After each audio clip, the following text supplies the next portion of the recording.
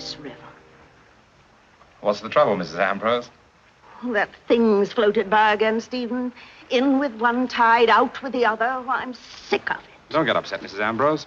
It's due to sink any day now. Well, why don't the authorities do something about it?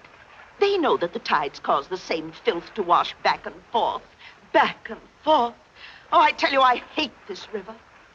It's people who should be blamed for the filth, not the river. The mail just arrived, Mr. Byrne. Oh, put it on the table, please.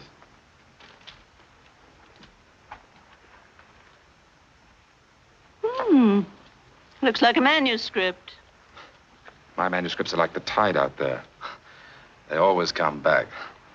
Maybe they wouldn't if you took my advice. Spice 'em up. Make 'em racy. That's what the public wants.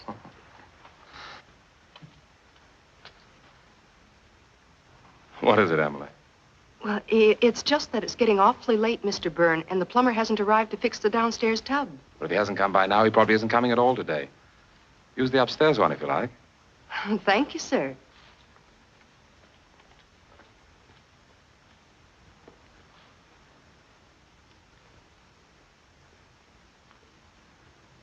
How does your wife like the new maid, Stephen? What? Very well, I think. Good. Well, where is Marjorie, by the way? I haven't seen her all day. She's spending the day with the Lawlers in the country. Oh, that's nice. Did she say when she'd be back? Only in time to dress for Miss Whittaker's party. Good heavens. Why, I'd better go and finish my gardening so that I can start to get ready. I've still millions of things to do out here.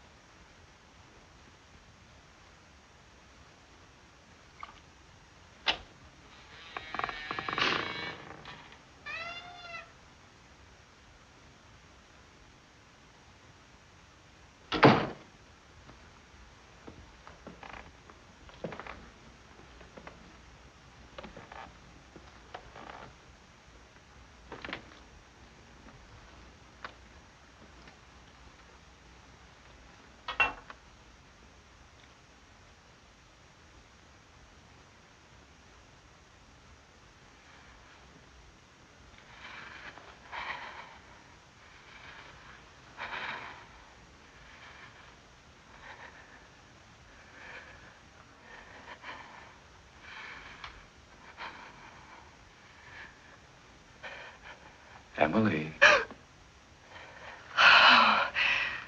Oh, Mr. Byrne, it's you.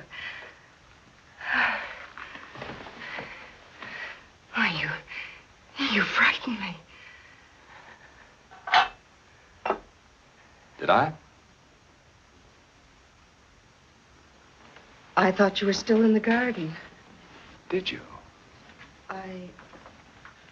I left everything nice and tidy for Mrs. Byrne. Did you?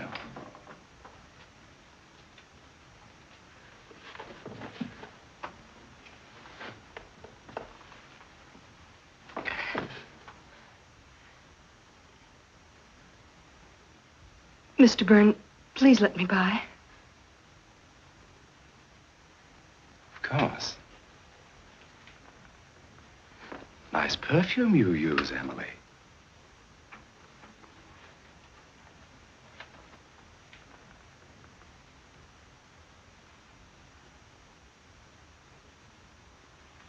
Oh, Mr. Byrne, you're hurting me. Emily.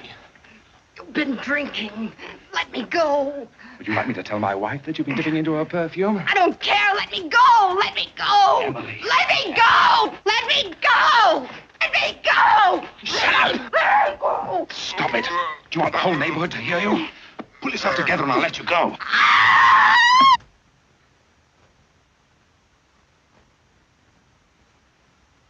You silly little fool. Let me go.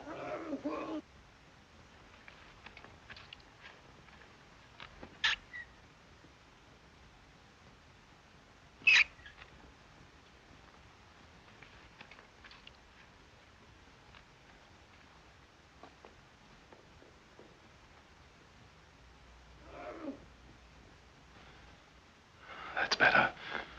All we needed was to have that old gossip hear us.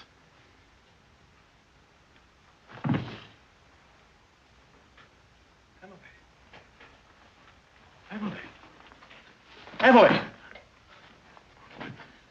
Emily! Emily!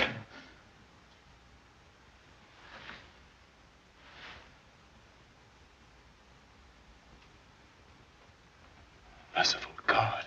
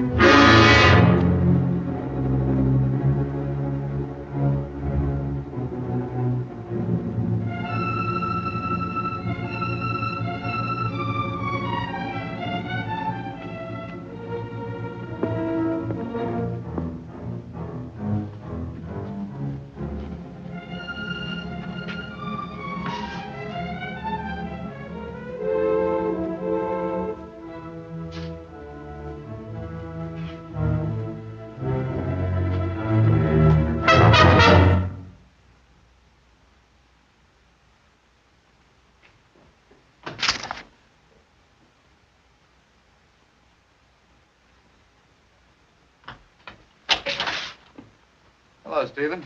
I tried the front door. Oh, John. Thank heaven it's you. Oh, what's happened? Well, there's been an accident. Marjorie? No, the new maid, Emily. She fell. Look at her. No, Well, Stephen, what's the matter with you? Have you sent for a doctor? No, there's nothing anybody can do. She fell down the stairs. She hit her head. They'll blame me. Well, why should anybody blame you? Well, because I was playing the fool pretending I was going to kiss her. She got frightened and something happened. I don't know what exactly, but of course they'll blame me. Stephen, stop it. Let me look at her.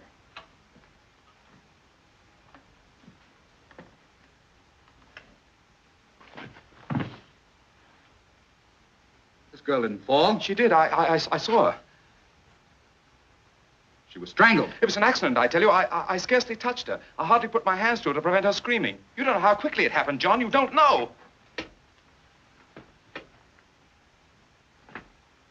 Where are you going? For the police. You can't. You're my brother. I've gotten you out of a lot of nasty scrapes, Stephen. But this is murder. John, don't let me down. You've always helped me. You can't do that to your own brother. Please, you have to help me. Please, John, please.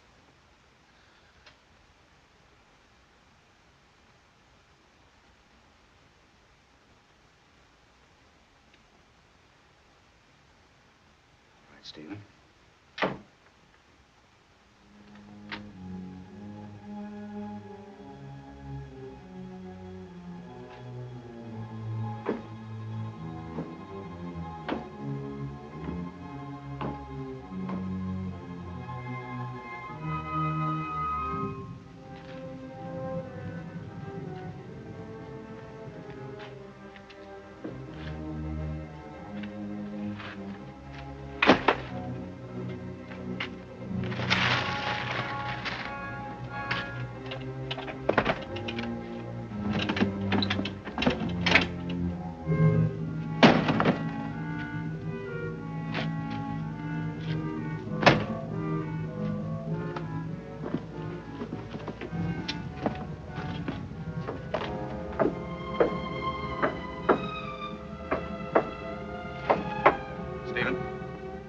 I can't go through with this.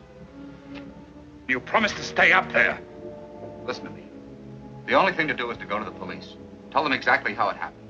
That it was an accident. But they'll never believe me. Even you don't believe me. Do you? I don't know what to believe. I only know that I'm not going to help you. For once, you're going to get out of this thing by yourself. John, if you won't do this for me, do it for Marjorie, for her sake. Did you know that Marjorie went into town today to see the doctor? Is she ill? She's going to have a baby. Now can you understand why I must get out of this? Why you must help me? Yes. I suppose I must. Good. Now go back and warn me if anyone comes.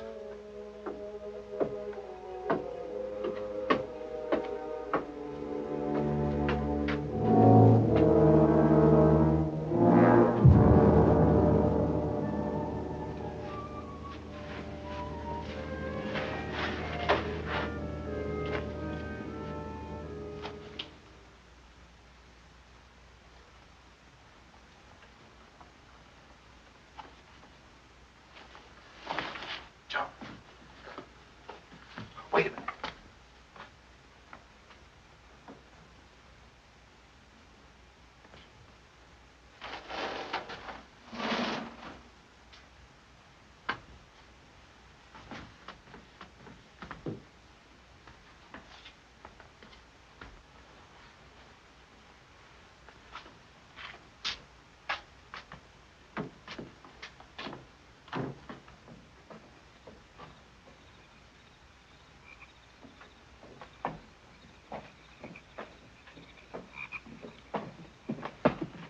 It'll soon be over, John. She'll soon be in the river, and it'll all be forgotten. Forgotten? Yes, yes, I mean for the time being. We'll wait it and take it way out, where it'll stay sunk. Steve! Down! Marjorie, is that you out there? No, it's me, Mrs. Ambrose. Oh, it's you, Steve. Stay down, I'll get rid of her. Marjorie back here. No, not yet, Mrs. Ambrose. I wanted to ask her what she was going to wear tonight. I thought of my best black. But still and all, it's never very dressy at the Whitakers. Well, she'll be home before long, Mrs. Ambrose. My, she stayed late, didn't she? Well, of course, the Lawlers are always hard to get away from. Maybe she missed her train. I'm not worried. She'll be here soon. Well, ask her to drop in for a moment if she has time, will you, Stephen? Yes, I'll do that. I must go in now. I have to get ready myself. Well, I'll see you at the party then. Until later.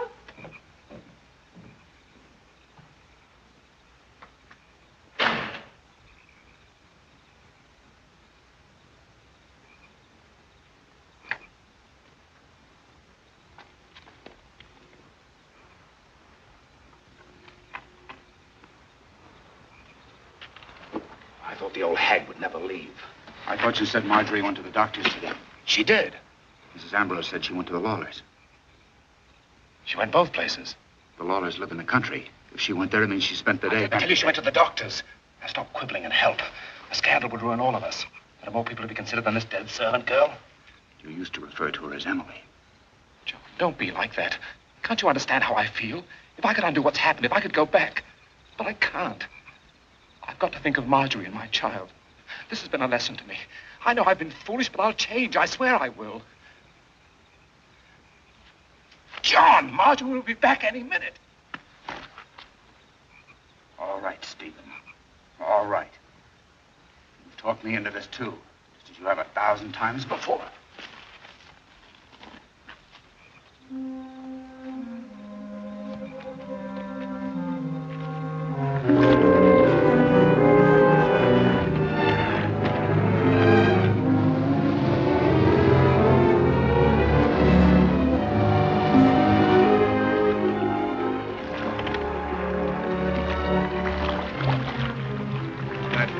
Moon.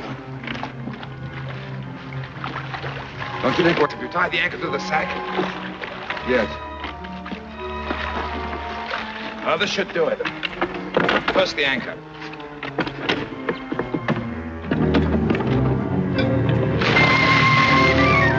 All right, lift up.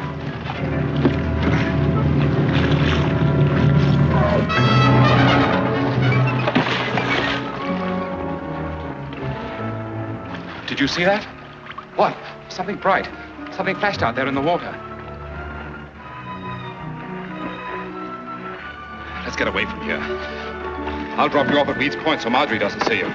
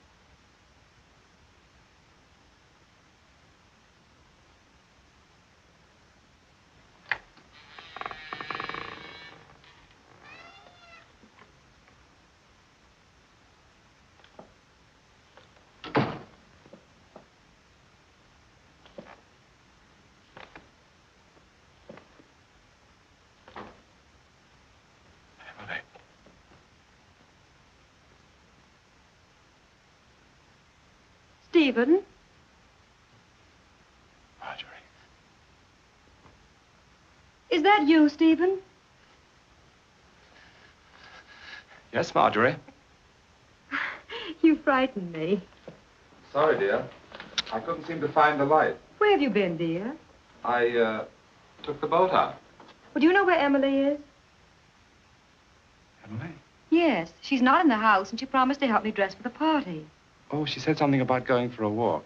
It's not like her. She knows it's Cook's day off and I'm alone. She probably went off with a young man someplace and forgot the time. I can help you if you like. I could say that you're all thumbs today, but I won't. I'm not only doing my best, but I'm enjoying it. Oh, you're very sweet. Did you do much writing today? No. Why not? Oh, another script came back. I'm sorry, darling. Is that why you went boating? Yes, I suppose so. I should have been with you. Did you miss me? Very much.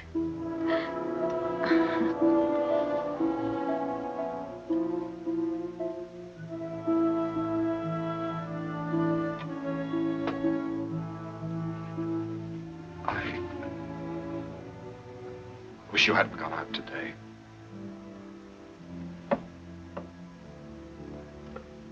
Come on.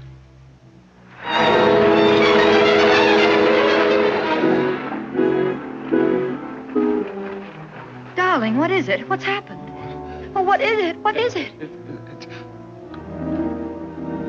It's nothing. I have a terrible headache, that's all. Oh, then we'd better stay home tonight. No, I'll be all right. Don't worry. Oh, darling.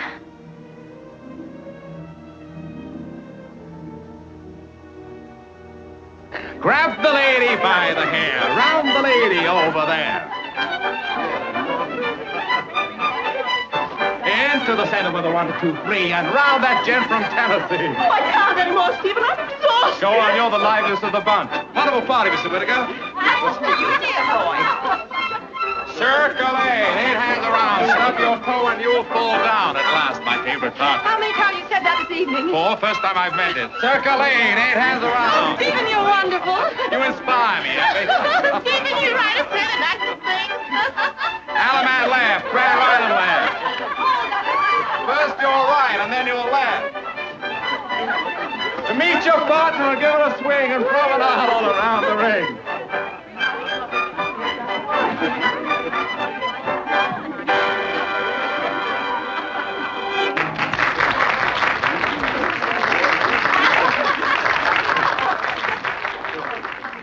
Oh, that brother of yours is a real devil. A real devil. Oh, Stephen, do you know what'll happen to me if I drink that? Why do you think I'm giving it to you? Stephen, you're the limit. Thanks. Well, John, aren't you going to try the punch? No, I don't feel like drinking tonight. What's the matter with him? What? He seems depressed. You ever seen him when he wasn't? Oh, that's not nice, Stephen. It must be very hard to love music very much and not to be able to dance and to be a part of things. He could have been part of things tonight. Why didn't he call the dances as I suggested? He's just naturally a wet blanket, that's all. That's very cruel, Stephen. You wouldn't have said such a thing if you hadn't had... if you hadn't had, say, about 4 too many. Don't start me, Marjorie. I'm sorry. I'll go see what's wrong with him.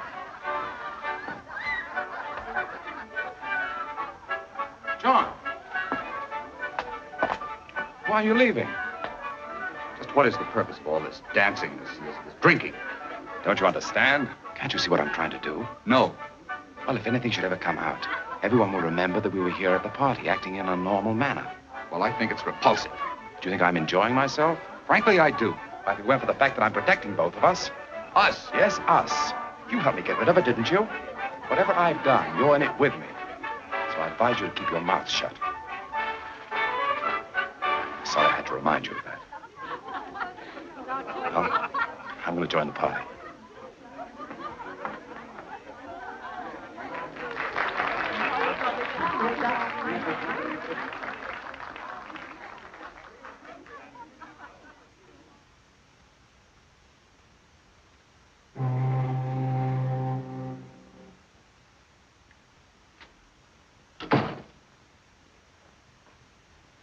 Is that you, Mrs. Byrne? Yes, Mrs. Beach. Oh, you shouldn't have bothered to stay up for us. Oh, Mrs. Byrne, What is it? it's Emily. She's not home yet. She's not. No. When I first got here, I thought maybe you'd sent her on an errand or something. She still isn't home. I'm afraid something's happened. She's probably with her parents. No, Mr. Byrne, she don't get on with them. Well, she would have told us if she was going to spend the night with them. The thing that puzzles me is that none of her dresses are missing. How do you know that, Mrs. Beach? She showed me her things when she first came to us, Mr. Byrne. She didn't have very much. Well, if none of her dresses are missing, she can't have gone far, naked. Stephen! I'm not going to sit up and worry about a promiscuous servant girl who wants to make a night of it someplace. I'm going to bed.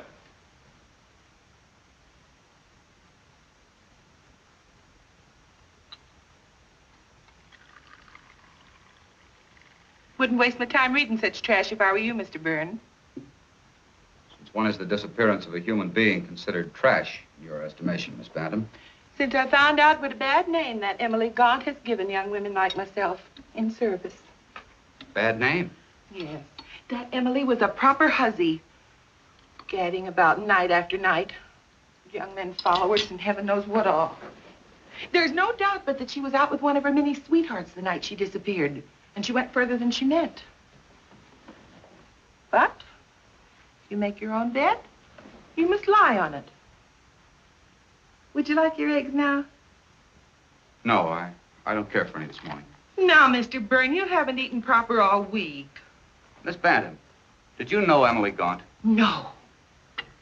But I know them that did. Seems to me you speak with great authority about a person you never knew. Well, Miss Beach knew her, didn't she? I happened to be present the day after Emily disappeared when the cook was questioned. She didn't give the impression she believed Emily wasn't a decent girl. Yes, but Miss Beach just happened to overhear Mr. Stephen when Emily's parents came worrying around the other day. Wouldn't you like just one egg? Emily's parents came to see my brother? Yes, and he let him have it, he did. Said he never should have let her work in an honest house in the first place. That she was a thief and a good-for-nothing trollop. That's a lie! Good gracious, Mr. Byrne. Don't shout at me.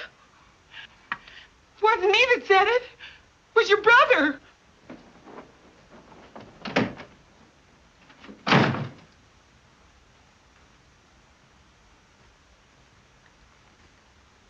It's the truth, John. At first, I didn't believe it either. But Stephen kept after me to go through my things. Oh, it was Stephen, then, who was first suspicious. Yes. Our whole outfit was missing. Hat, dress, shoes, everything. And only yesterday, I discovered that the opal earrings that Stephen had given me for my birthday were missing, too. Oh, but let's not talk about Emily anymore.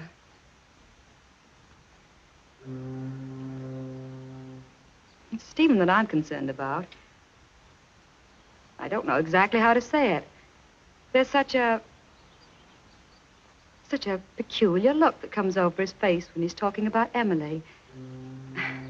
It almost seems as though he were actually enjoying it, as though he delighted in her disappearance. And he goes on and on about her. Well, Marjorie, I wouldn't worry about him if I were you. After all, he's a writer. The mystery of her disappearance probably intrigues him. Oh, probably you're right. And he fancies the whole thing is a great big melodrama with himself in the leading role. He'd like that. Like the article in this morning's paper? I didn't see it. Stephen took it with him. He left early this morning. Haven't they promised to keep our name out of it? Well, you can't blame them. Makes a better story. I don't understand why they kept their promise for a whole week and then suddenly today, even a picture of Stephen. I wonder how they got hold of it. Don't know. Why, there's only one print of that picture that I know of.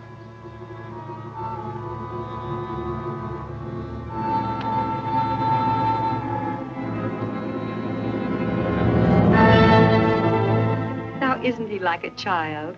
He wanted his picture in the paper.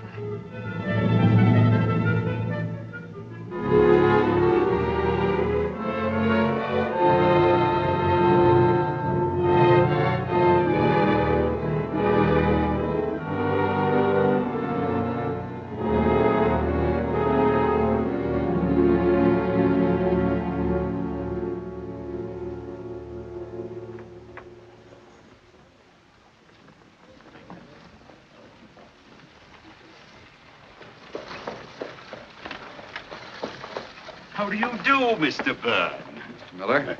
What do you think of the display? Very attractive. But it wasn't up when I passed yesterday. No, your brother called me last night and told me of the publicity he was expecting in the papers, and he wanted me to cash in on it. Thank you, dear boy. Oh, gee, I'd love to be a writer, too. Well, why don't you try, Effie? Your mother says you're very good at making things up. But some of your excuses are masterpieces of imagination. Don't you listen to this scoundrel. Imagination's not enough. Just the other day, I read in a magazine that a writer must write only about things he knows. If he puts down truthfully the things he's actually experienced, if they're exciting enough, he's bound to be very successful. It's very interesting, Mrs. Ambrose.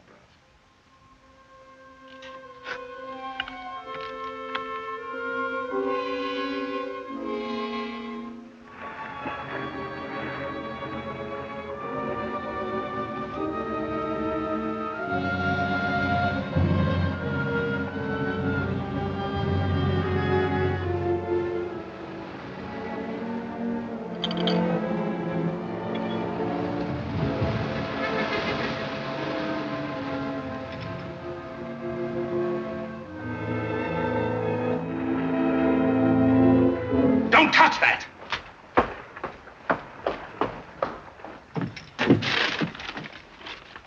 Did you read it? No, I only picked it up. What's the matter, Stephen? Nothing. It's not ready to be read, that's all. You've never minded my reading your things before. I've changed my ideas about a lot of things. I know. Just the other night when you went out by yourself. Don't nag. The writer needs to be alone to gather experiences. Can't you understand that? I wasn't nagging, Stephen. What I started out to say was simply that when I was alone the other night and John dropped in... What did he want? Nothing especial. Seemed so forlorn lately. We reminisced about those evenings when you used to read your stuff aloud to us. I wish you and John wouldn't discuss me behind my back. I'm not interested in what my brother has to say. He's a bookkeeper and will always be one. He'll never understand the problems of an artist. I was a fool to let you pick on me and criticize my writings. No one picked on you, Stephen. You asked us for our honest opinion and we gave it to you. Never mind. I didn't need anyone then, and I don't need anyone now. I'm doing very well on my own. You mean since Emily?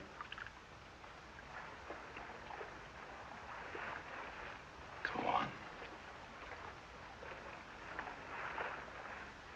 Go on. You can say it. I didn't mean it that way, Stephen. The success of my book since this Emily thing proves that they were good in the first place. All I needed was a little publicity. In the future, they'll not only be good, but they'll be great. Because they'll be about things I know. Like what you're writing now? Yes. Well, what's it about? Will you stop prying?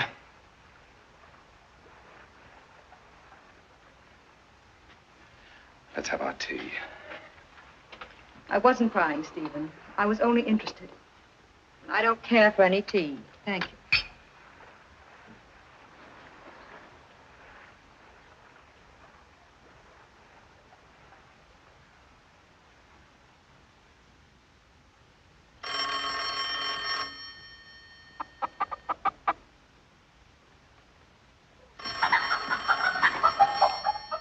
John Burns' accounting office. Walter Herbert, office boy speaking. One moment, please. It's your housekeeper. She'd like a word with you, Mr. Byrne. Thank you, Walt.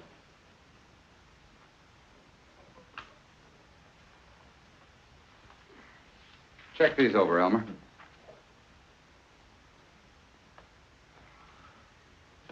What is it, Miss Bantam? Mr. Byrne, with the cold weather coming on, I told the neighborhood boys to gather some driftwood, save you catching cold like last year. But when I went to get the wood sack, I found that your brother hadn't returned it. I wonder, would you mind stopping there on your way home this evening? When did my brother borrow it, Miss Bantam? Several weeks ago when he was doing the gardening. He sent Emily for it. All right, I'll... When did you say he borrowed it? Several weeks ago. And even though that Emily isn't with him anymore, you'd think they'd return the sack. After all, your name's on it. My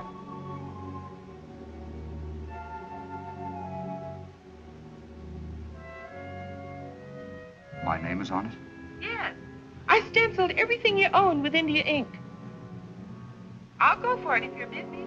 No. I'll stop by for it, Miss Bantam.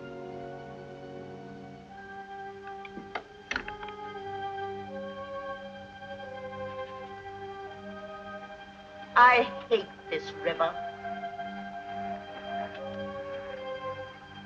We neighbors really should get up a petition, Stephen. What's the trouble today, Mrs. Ambrose?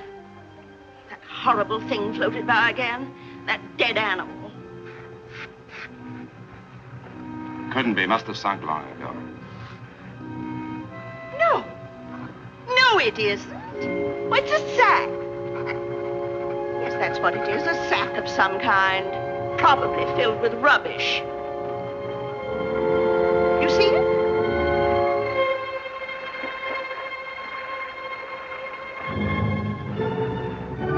Well, I've other things to do besides standing out here. But I tell you, Stephen, you should write up a petition for us. Yes? Yes, Mrs. Ambrose? Really, the way some people use this river is a disgrace.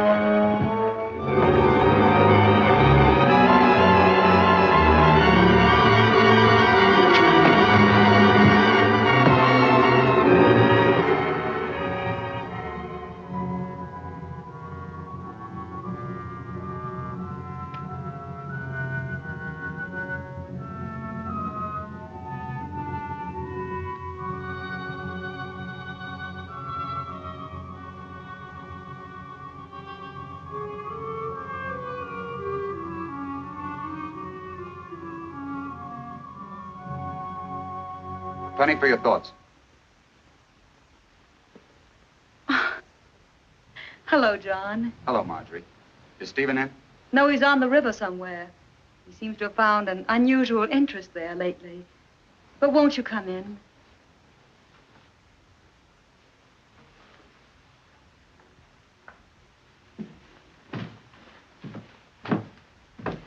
I'm glad you've come, John.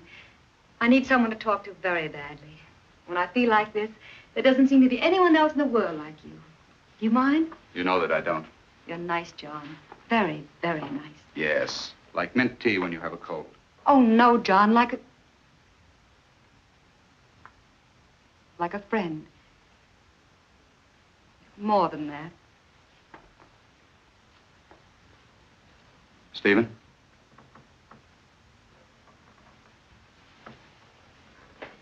I think you know, John, that I've tried to make a success of my marriage. It hasn't always been, well, exactly perfect. Maybe it was my fault. Girls have foolish ideas, and when they marry, they think they've snared Prince Charming himself. And he is charming, John. Very charming. But a woman sees deeper. I see things now in Stephen that I never let myself see before. Don't get bitter, Marjorie. Oh, I know the countless things you've done for him. Oh, we couldn't live like this if you hadn't given up most of your share of the inheritance so that he could continue writing. You wanted a career for him, didn't you? Yes, but I didn't want a freak success like this Emily's disappearance has brought on. At first, I thought it was simply childish the way he capitalized on it. There's a limit, and it's become ghoulish. You should have heard him today. Did you quarrel? Yes, I hadn't wanted to tell you that. I'm beginning to wonder why he ever married me at all. Perhaps it was because he needed you. He told me today that he's never needed anyone. That was just talk. Everybody needs someone. Believe me.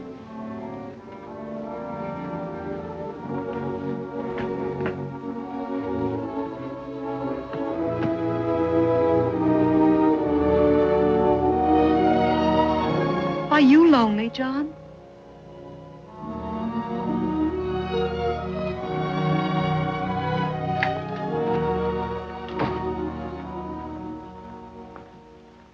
Pardon me, Mrs. Byrne, but I thought it was getting dark here. Thank you, Mrs. Beach.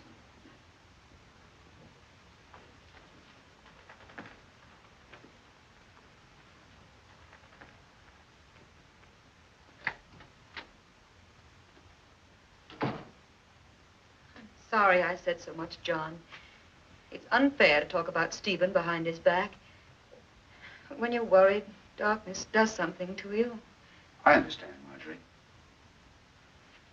Perhaps you're not prepared to tell me yet, but since you are troubled, I'd like to tell you that I honestly think things are going to be better for you. Stephen's bound to change when the baby comes. The baby? Stephen told me. Stephen told you that I was going to have a baby? Yes. But it's not true. I wish that it were. Now, what on earth would make him want to tell you a thing like that? Maybe I misunderstood. Oh, don't go protecting him again, John. You must know why he lied to you.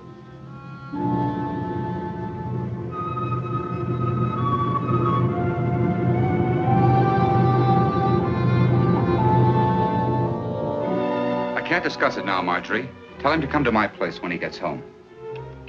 I'll talk to him.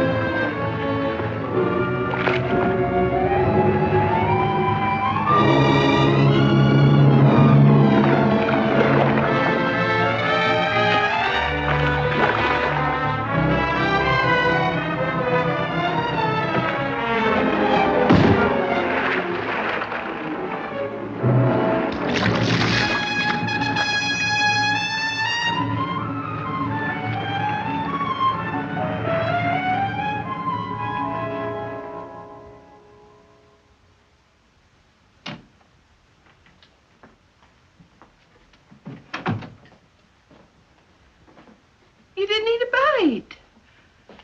You didn't touch the roast. Of course, it's all dried out now. That's what comes from warming it over and over when you don't serve dinner on time. I'm sorry, Miss Bantam. Sorry. Being sorry won't help a spoiled dinner.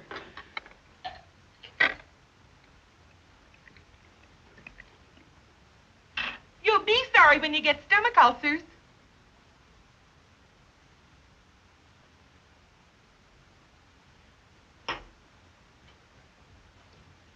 I know it's none of my business, Mr. Byrne, but you've been drinking a good deal lately.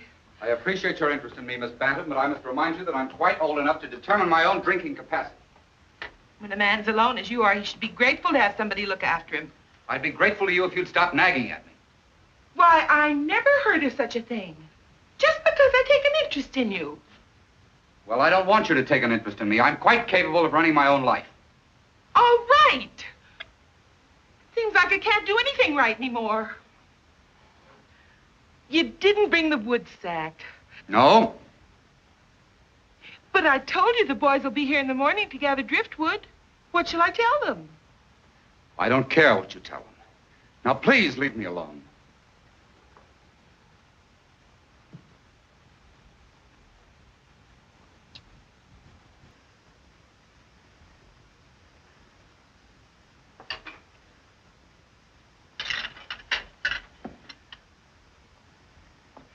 I know I'm only a servant girl, Mr. Byrne, but I come from a very genteel family, and I don't have to take this sort of treatment from anyone.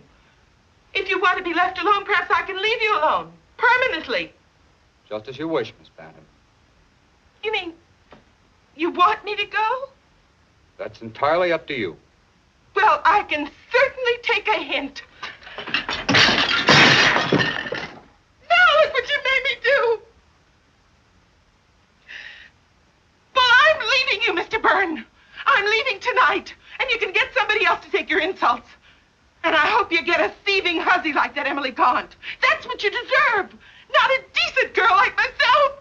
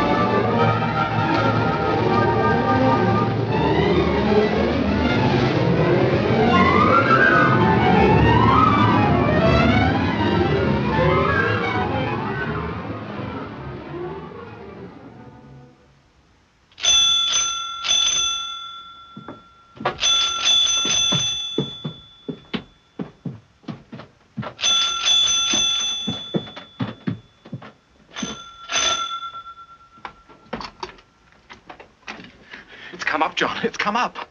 What are you talking about? Emily's come back. What? The wood sack, it's come up out of the river. I've been up all night. I chased it for 6 miles, but the tide was too fast and I couldn't find it. I almost had her once, but she got away. It's your fault. Why didn't you tie it securely? I was a fool to trust you. Be quiet. It'll be passing up and down the river until they find it. Up and down the river. It'll go on for weeks. The police will find it soon enough. Yes, but they won't know we did it. I mean, there are hundreds of sacks like it. They won't trace it to us, will they? No. Not to us. They'll trace it to me. To you? My name is on it.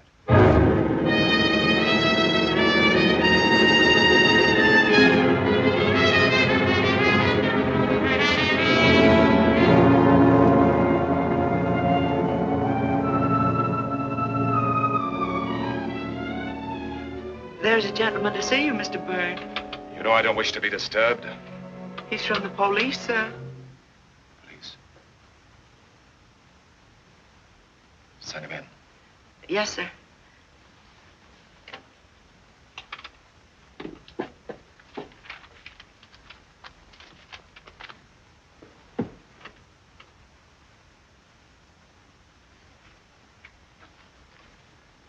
Just a moment, please.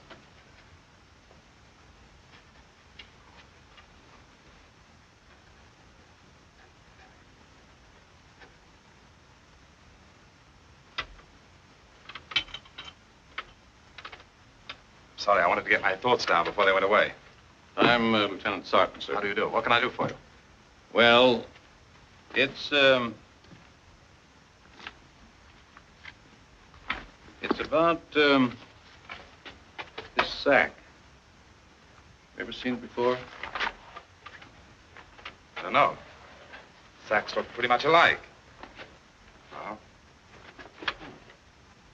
Looks like the wood sack that was stolen from here. Stolen? Yes, it belonged to my brother.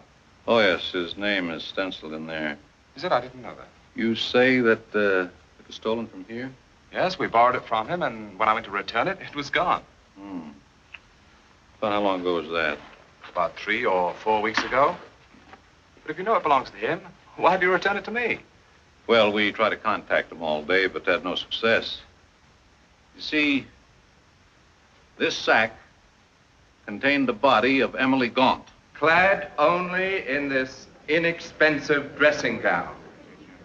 And according to the medical experts who testified at this inquest, strangled and afterwards thrown into the river. Now, when did you first discover that this dressing gown was missing? It was when we were getting her things together to send back to her parents. And when and how did you discover that your own things were missing, Mrs. Byrne? The morning after Emily failed to return. It was my husband who suggested that I go through my wardrobe. He insisted that inasmuch as none of Emily's dresses were missing, she might have gone out in some of my own things. And then we discovered that not only was my lace dress gone, but some of my best lingerie, an evening wrap, and a pair of silver slippers. Was there any other thing of value gone? Yes. Several days later, I found that a pair of opal earrings that my husband had given me for my birthday were missing too.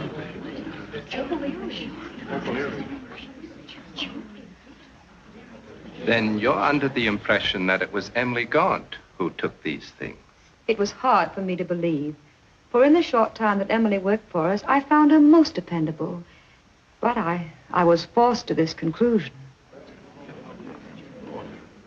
What is your occupation, Miss Bantam? I was a housekeeper in the home of Mr. John Burns, sir. But I'm unemployed at present. How long were you employed there? It would have been 5 years this coming Christmas. Why are you no longer employed by Mr. Burns? Because he became too impossible to get along with from the time that Emily Gaunt disappeared.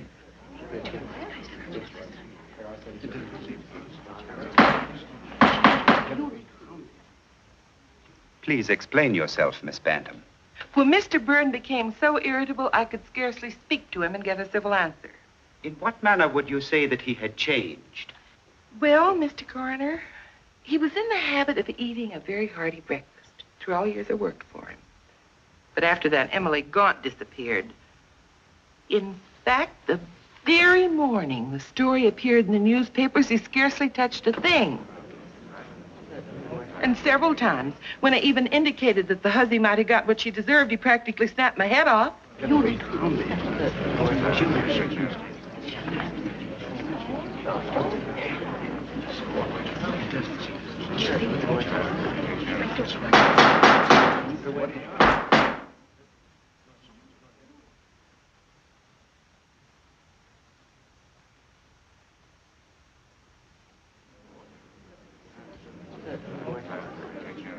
Miss Bantam, tell us what you know about this sack.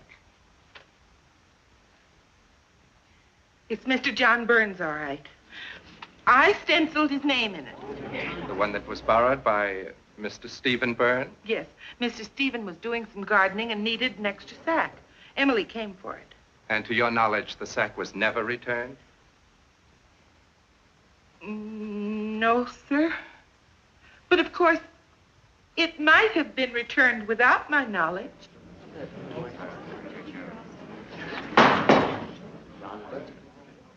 What do you mean by that, Miss Bantam? I mean simply that it's peculiar to me that Mr. John Byrne would have allowed the sack to remain at his brother's for any length of time at all. Please clarify that statement. Well, it was his habit to go out and collect firewood off the river. I should say it's what might be called a hobby. The only sort of hobby possible for a man with his affliction. Oh, I'm so sorry. I shouldn't have said that. Please continue, Miss Bantam. Well, recently, I called in some of the neighborhood boys to gather firewood. But when I went for the sack, I found that Mr. Stephen hadn't returned it yet. So I phoned Mr. John, and he agreed to pick it up. But when he got home, I reminded him that he hadn't. He was quite rude to me. Said he was perfectly capable of running his own household. He raised his voice to such an extent that I was quite nervous and upset. Then he dismissed me. And when did the scene occur between you, Miss Bantam? It was the night before Emily's body was found in the river. You've heard testimony that you borrowed the sack some time ago from your brother. Is that correct? It is. And to your knowledge, it was never returned to your brother. That is correct. Before I could return it, I found that someone had stolen it. And has your brother access to your home? He has. You mean he has a key to your home? No, Mr. Coroner. The back door's always open. Then there was nothing to prevent his coming to your home at a time when you were not there and taking what was rightfully his. No, nothing to prevent it, but in this case, I don't think it's probable. By the way, Mr. Byrne, it may have helped this case if you'd reported that the sack had been stolen from your home. I didn't think the loss of an old sack worth troubling the police about. But why didn't you report the theft of the more valuable things either? The opal earrings, for example. Because I didn't wish to cause Emily's parents further concern. Besides, my wife and I felt that eventually poor Emily would return and the articles would be recovered. Now tell me, Mr. Byrne, when was the last time you used this sack for gathering wood? Some weeks ago. It's hard to say. Oh, could it have been about 3 weeks ago? What you mean is, about the time that Emily Gaunt disappeared? I must ask you not to mind what I mean, Mr. Byrne. Would you say it was 4, perhaps? I couldn't be sure. Then would you say it was near the time that Emily Gaunt disappeared? I couldn't be sure. The collection of firewood, unlike a marriage or a birthday, is not a festive moment in my life. I don't remember. But you do remember the testimony that the sack was stolen from your brother? Will you kindly give an oral answer to the questions asked at this inquest? I do. Does it not strike you as being rather odd that a thief would bother to take an object of such little value? I wouldn't know. Or that a girl, if we concede for a moment that Emily Gaunt took it, do you think she would have taken such a sack with her to some mysterious rendezvous? I'm not here to answer riddles. No, I shouldn't think you were. Mr. Byrne, I will be more direct then. Did you know the deceased Emily Gaunt intimately?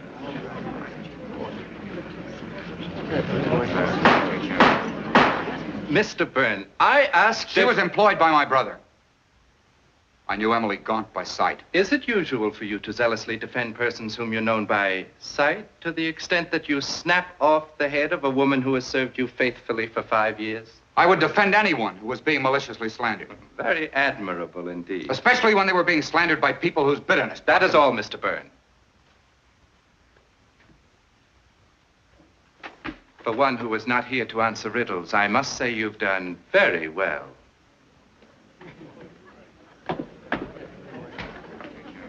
Mr. Coroner, Mr. John Byrne was the last of the witnesses for this inquest. I have a few things I'd like to say, if anyone will let me. If they pertain to this inquest, by all means, Mrs. Ambrose. I can't sit here any longer, listening to all these insinuations against a boy who couldn't possibly harm a fly. It's ridiculous, preposterous. It's downright silly, that's what it is. Mrs. Ambrose, will you kindly control your temper and give us a more coherent reason for your impatience with this inquest? Now, Harry, I'm not trying to take advantage of our friendship, but I've known these Byrne boys since they were lads, and John's only fault is that he works too hard and never thinks evil of anyone. And as for this silly old maid, it's plain as the nose on your face she's in love with him, and imagined heaven knows what about him. And when an old maid's in love, heaven protect the object of her affections if that love goes unrequited. All the devils and all the furies. Oh!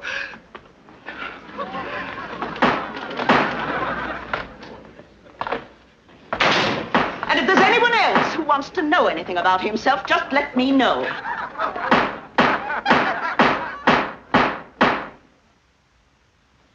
Was there anything else you wished to know, Harry? That will be all, Mrs. Ambrose. And so, in all probability, Emily Gaunt, dressed in her mistress's finery, went off to some secret tryst. Therefore, the conclusion of this inquest is that the girl was murdered by person or persons unknown. Inquest dismissed. It started with Emily, but it might end with me. Here he comes now.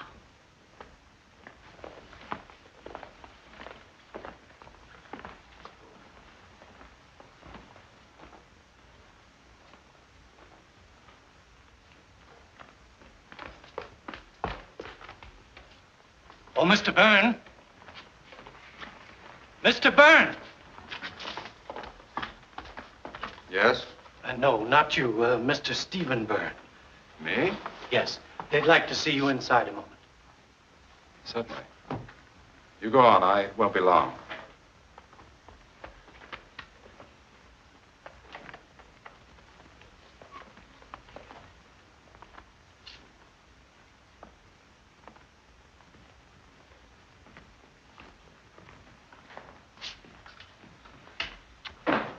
Sorry to trouble you again, Mr. Byrne, but you probably realize the case is far from being closed.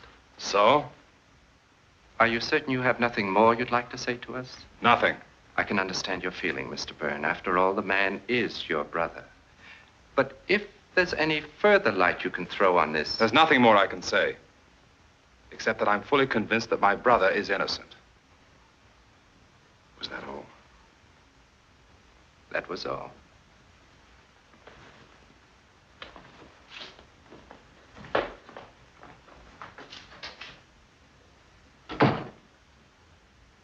foolish to call him back.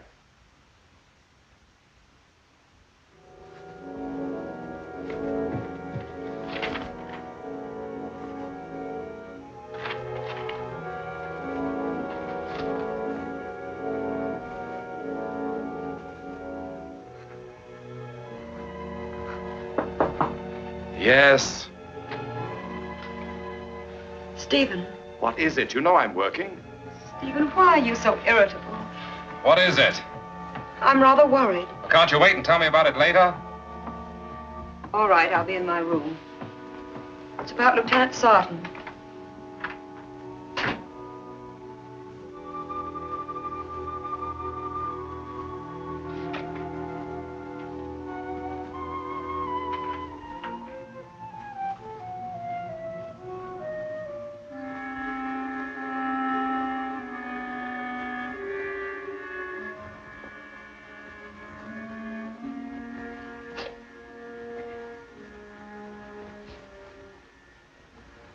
I'm sorry I snapped at you. I was trying to finish a chapter. What did you want to tell me? Well, it's in these last weeks, since the inquest, I seem to run into that detective all the time. And just a little while ago at the market, too. And he always looks at me as though he thinks I know something I haven't told about Emily. Has he ever asked you any questions? No, but last night, after you'd gone out, I decided to go over to Mrs. Ambrose's. And I saw someone across the street. It looked like him. And I almost had the feeling that he'd been watching the house. How long was he there? I don't know. When I got back, he was gone.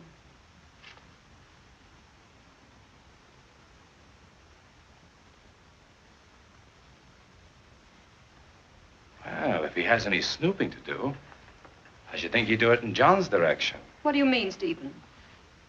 You were at the inquest. You know what I mean. No, I don't.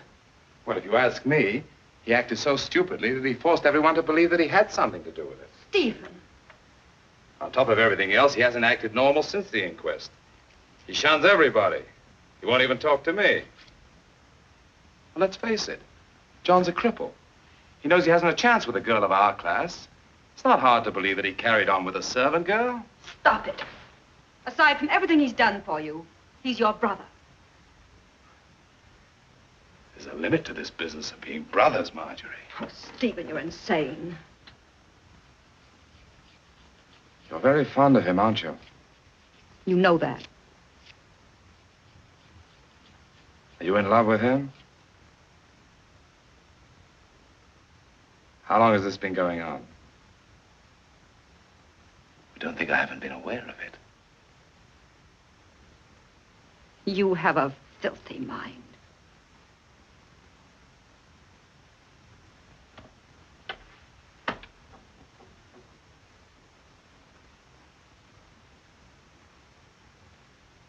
This isn't going to be very flattering, my dear. But I haven't the slightest pang of jealousy. No, I shouldn't think you would.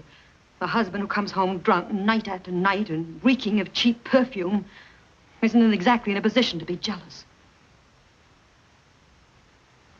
Sometimes cheap perfume can be very exciting.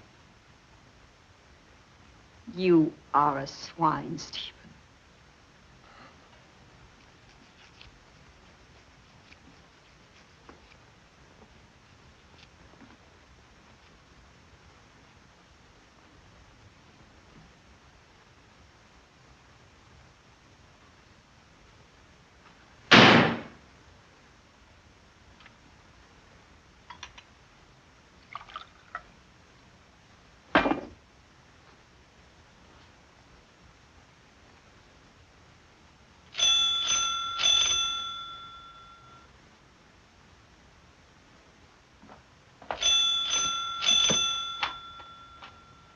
Marjorie.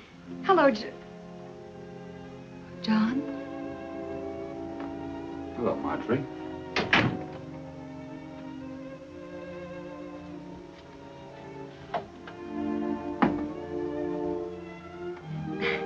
I met your office boy on his way over here. I told him I'd bring these up for him.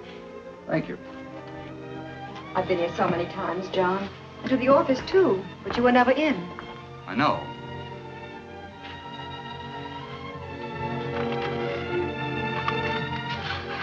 Why have you refused to see me or to answer my calls?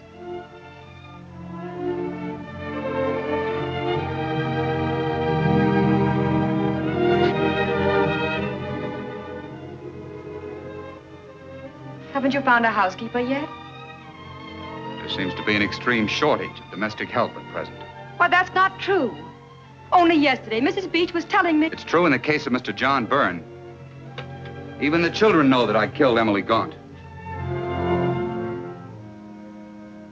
I know, John. I've learned a lot about people myself lately. They can be very vicious. You think that because you've lived with them for years, they're fond of you. But it's not true. I'm going away, Marjorie. Oh, no, John. Oh, don't run away from them. I'm not running away from them. Is it that you think it'll be better for all of us if you go away?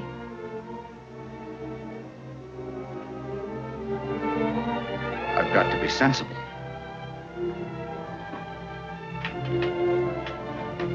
Ever since the inquest, my mail consists chiefly of anonymous letters with not too flattering suggestions. Most of my clients are closing out their accounts. John, maybe it wasn't wise, refusing to see people and not going anyplace. But you still have friends in this town. Let me give a party. We'll ask everyone you like, our real friends. We'll show this town. Wouldn't do any good. This town likes its nasty little backstairs gossip. If I stay and you keep on seeing me, defending me, they'll think that I wouldn't put anything past them. I don't care what they say or think about me. Marjorie, my darling. I'd rather die than cause you any suffering. Oh, John, don't talk like that. There must be something I can do.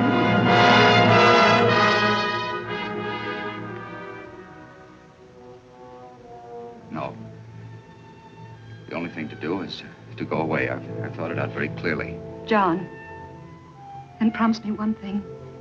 Before you do anything, before you make any decisions, let me know. I promise.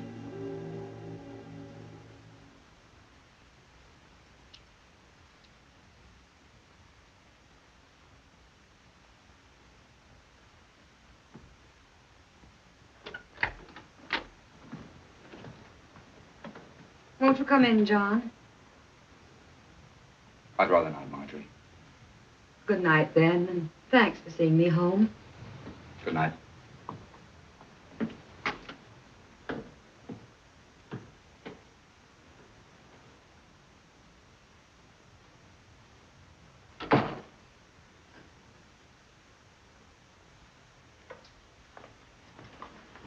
Stephen, it's about John. I'm not interested. Stephen, please, he's desperate. I'm afraid he's going to harm himself in some way. Don't be dramatic. He as much as told me so tonight. He said he'd rather be dead than go on the way things have been going.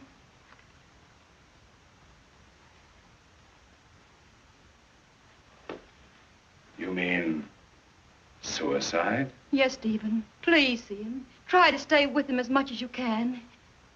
If you hurry, you can catch up with him now. All right, Marjorie. If you insist. Thank you, Stephen.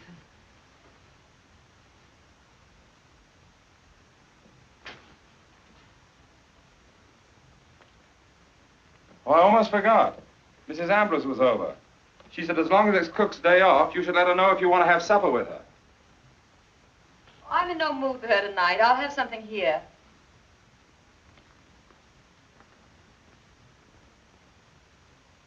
Well, you better tell her now before she goes to any trouble. You know how sensitive she is. Yes, I guess you're right.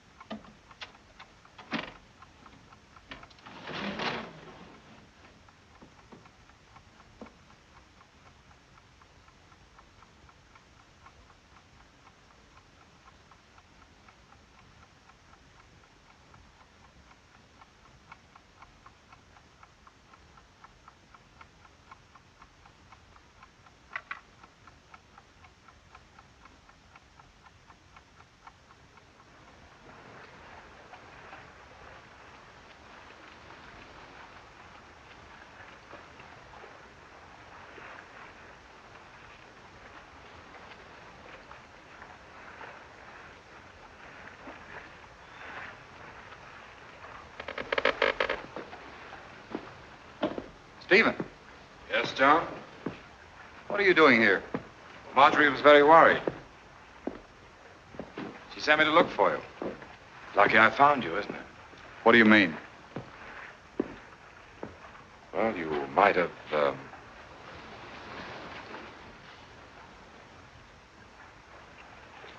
No. Suicide would only convince everyone that they'd been right. I'm glad you realized that. What were you thinking of as you stood there?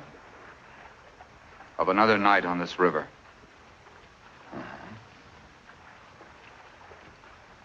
You know, John, in spite of everything that's happened,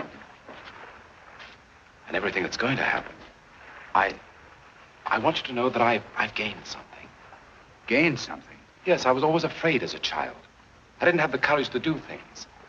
I was afraid of people, what they might say or think. Maybe that's why my writing wasn't good. You were right in that.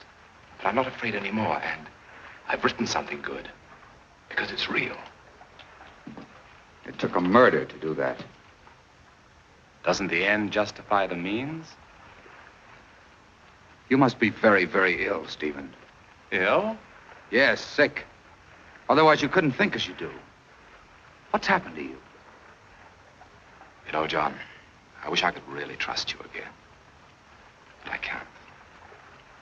Am I right?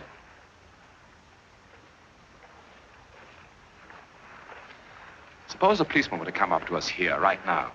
Suppose he were to ask, which of us killed Emily? What would you do? I know what you would do. You would point at me. Would I? You stepped right out of Emily's murder as though you were shedding your skin. You shifted the blame to me. Did I? Yes. John, which one of us would the world miss the most? I mean, if there were a choice of one of us. Blast the world. I'm going to start thinking about myself. You're very much in love with Marjorie. I know that. You've always been. And you had the opportunity that night of getting rid of me by going to the police. Why didn't you take it?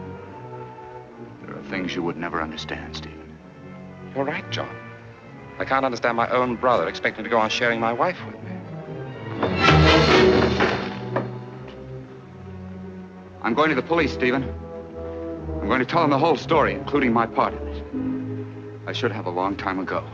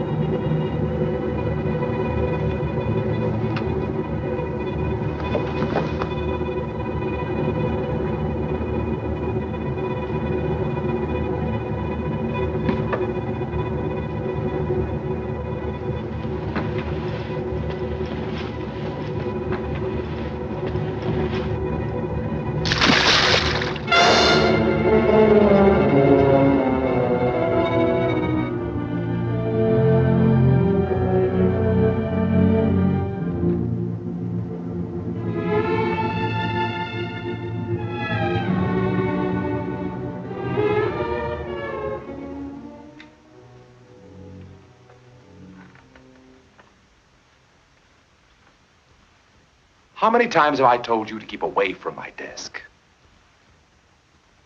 Stephen. I hadn't expected to have it read for some time. But since you have read it, tell me what you think about it. How can you ask me that? Well, don't you think it's good? Can't you appreciate its quality quite apart from its content? Not when it says that my husband is a murderer. I thought I'd disguised it completely. But you read between the lines, didn't you? John must love you very much, letting everyone think he did it. Oh, no. He loved you very much. He was old-fashioned. He believed in chivalry. That's why he kept silent about it. But you, I don't think I can expect you to keep silent about it. Can I? You intend to go on forever letting people think he did it?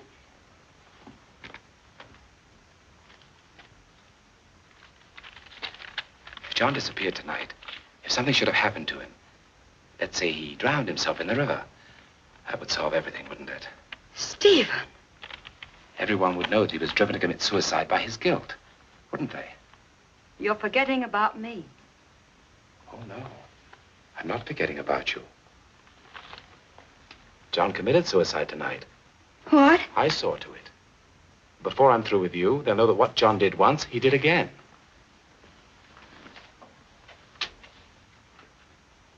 Stephen, you're insane. Am I?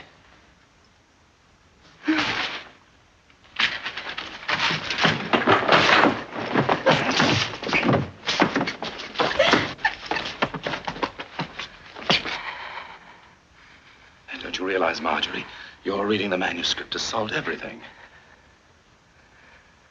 You know, I met Emily on the stairs. She was coming down from her bath. She'd used your perfume. She looked rather pretty, and I wanted to kiss her. But she got frightened and screamed. I had to stop her screaming. I didn't mean to kill her. I hardly touched her. I didn't realize how easy it would be. So very easy.